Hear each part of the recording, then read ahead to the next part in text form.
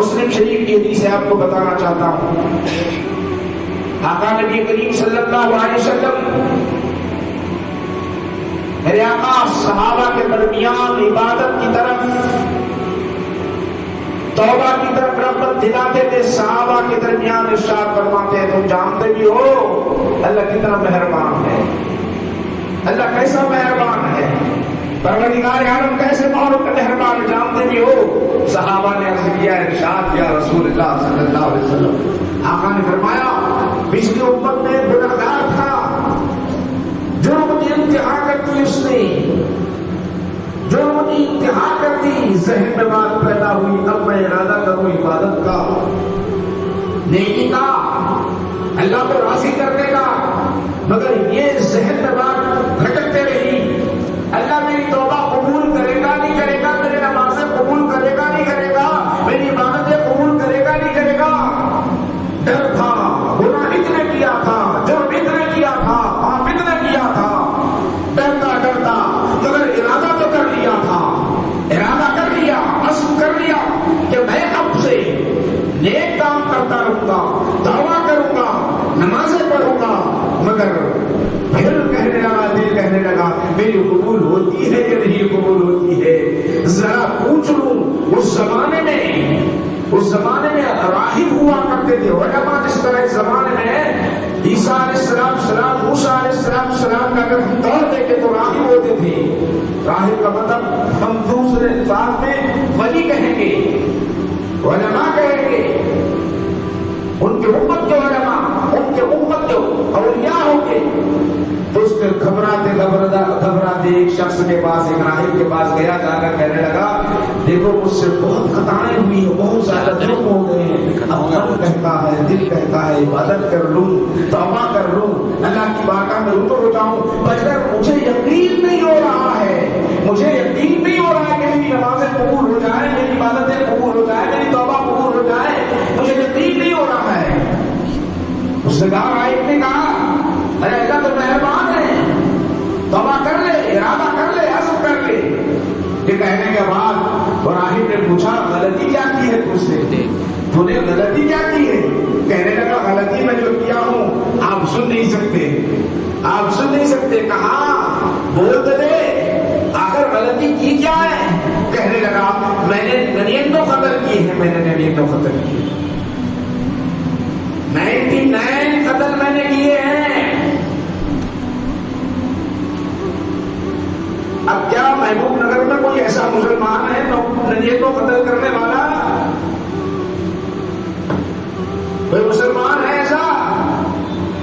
ذرا اور پر میں آپ کو بتانا چاہ رہا ہوں، 99 قتل میں نے کیے ہیں تو اس نے فوراً کہا 99 قتل کا مجرم تو ہے، تو اتنی بڑی خطا کیا ہے تو اللہ معاف نہیں کرے گا۔ کہنا تھا کہ پھر چلا لایا، مارنا تو اس کا آسان کام تھا، اس نے خنجر نکالا اور اسے بھی ختم کر دیا۔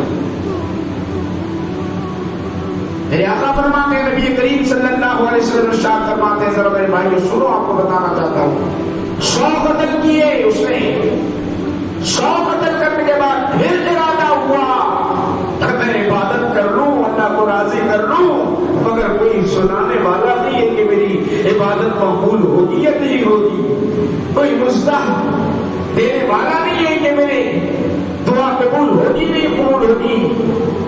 میں تو ارادہ کر رہا ہوں، میں تو عزم کر رہا ہوں، کوئی گارنٹی دینے والا نہیں ہے، گارنٹی کیا کروں؟ میں نے 100 قتل کیے، جرم کا بھی اقرار ہے، غلطی کا بھی اقرار ہے، غلطی کا بھی احساس ہے، ادھر یہ بھی ستا رہا ہے کہ عزم کر تو نیکیاں کرتا رہوں، عبادت یہ بھی چیز عائد ہو رہی ہے۔ تب بڑھ گئی بے چینی، بڑھ گئی اللہ کو راضی کرنے کی بے چینی بڑھ گئی۔ شہر میں گھومتا گھومتا ایک شخص راہب کے پاس پھر گیا، ذرا بتا اب بھی میری کوئی خطا معاف کرنے والا ہے؟ اس نے پوچھا کیا کیا ہے؟ 100 قتل کیا ہے۔ تو وہ حق پرست تھا، اس نے کہا کہ دیکھ میں تو تجھے خوشخبری نہیں سنا سکتا، میں تو تجھے مصلحت نہیں سنا سکتا، میں تو گارنٹی نہیں دے سکتا، مگر سن لے کہ وہاں پر دیکھ پہاڑ کے پاس کچھ راہب بیٹھے ہوئے ہوتے ہیں، اللہ والے بیٹھے ہوئے ہیں، ان کے پاس چلا جا، عبادت کر لے، توبہ کر لے، اللہ تیری توبہ کو قبول فرما لے گا، اللہ تیری توبہ قبول فرما لے گا. یہ کہنا تھا اور بس سے نکلا ہی نہیں بیچارہ, کچھ قدم رکھا ہی نہیں ابھی, کچھ وقت بیتا ہی نہیں, ملک الموت آئے, روح نکال دیے, وہیں پر گر پڑا اور موت واقع ہو گئی. ابھی چلا ہی تھا, قدم بڑھایا ہی تھا. میرے آقا فرماتے ہیں, مسلم شریف میں آتا ہے کہ جب روح پرواز ہو گئی, ملک الموت اس کی روح نکال لیے, نکالنے کے بعد ہم فرشتے آئے. ہماری جو روح ہوتی ہے, نیک مومن کی جو روح ہوتی ہے, علین میں ہوتی ہے, جنت عرش کے نیچے مقام ہے علین کا, جنتیوں کا, وہ مقام میں روح لے جائی جاتی ہے. ایک تنگی جو روح ہوتی ہے کافر, منافق, مشرک کی, اور بڑا مجرم جو ہوتا ہے اس کی جو روح ہوتی ہے اوپر پرواز نہیں ہوتی, اسے جانے کی اجازت نہیں ملتی, سجین میں لے جانا پڑتا ہے. اس کے فرشتے الگ ہوتے ہیں, اس کے فرشتے الگ ہوتے ہیں.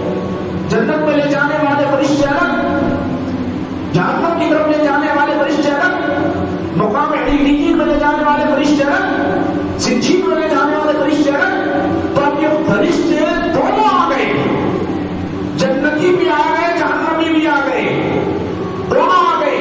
آنے کے بعد اب اس روح کو لے جانا ہے, اس روح کو لے جانا ہے. ابھی عذاب کا سلسلہ نہیں ہے, ابھی عذاب کا معاملہ نہیں ہے, روح کو لے جانا ہے. جنت کے فرشتے بھی آ گئے, جہنم کے فرشتے بھی آ گئے. جنتی کہنے لگے ہم لے جاتے ہیں, اس نے نیکی کا ارادہ کیا تھا, عبادت کا ارادہ کیا تھا, ہم لے جانا چاہتے ہیں. یہ کہنے لگے نہیں نہیں, ساری زندگی خطاؤں میں گزاری ہے, ساری زندگی اکیالی میں گزاری ہے, ساری زندگی جھوٹ و پھاپ میں گزاری ہے. وہ کہنے لگے نہیں, یہ حقدار ہے ہی نہیں, یہ تو جہنم کے نیچے سطح لینے کا حقدار ہے, ہم لے جانا چاہتے ہیں.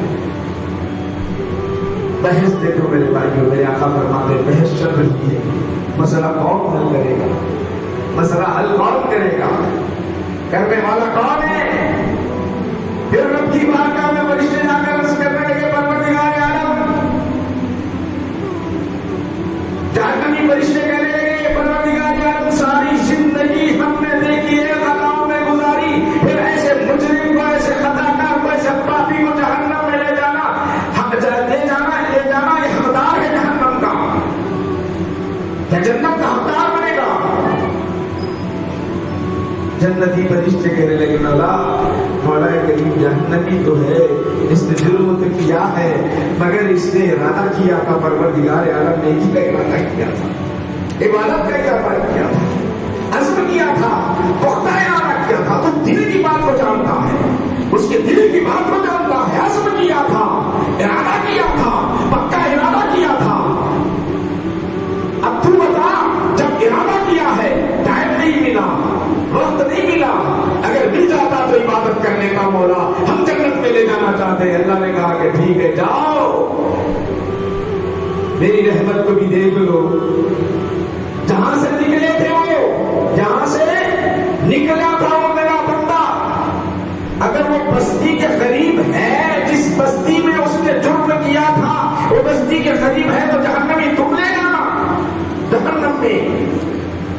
اگر وہ مرا پڑا ہوا جہاں اس کی لاش پڑی ہوئی ہے, اگر وہ راہب اللہ والوں کے قریب ہے تو تم جنتی تم لے جانا.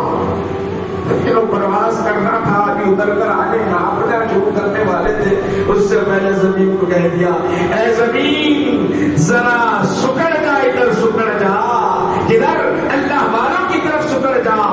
جب وہ ناپنے کے لیے آئے تو نکلا, ایک ہی قدم رکھا تھا, موت آ گئی. اور اب جب ناپنے آئے ہیں تو غریب کہاں ہے, وہ اللہ والوں کے پاس ہے. اللہ نے کہا ارادہ میرے عبادت کا کیا تھا, توبہ کا ارادہ کیا تھا, اب میں اسے جنت میں داخل کر دیتا ہوں, میں اسے جنت میں داخل کر دیتا ہوں. اے مومنو یاد رکھو, یہ پچھلی امت کا واقعہ ہے, پچھلی امت کا واقعہ ہے, پچھلی امت کے فرد کا واقعہ ہے. تم تو امت محمدیہ صلی اللہ علیہ وسلم سے ہو, اگر تم ارادہ کر لو, عزم کر لو, ایسا ارادہ نہیں کہ مجھے بس رہا ہوگا, ایسا ارادہ نہیں کہ درمیان میں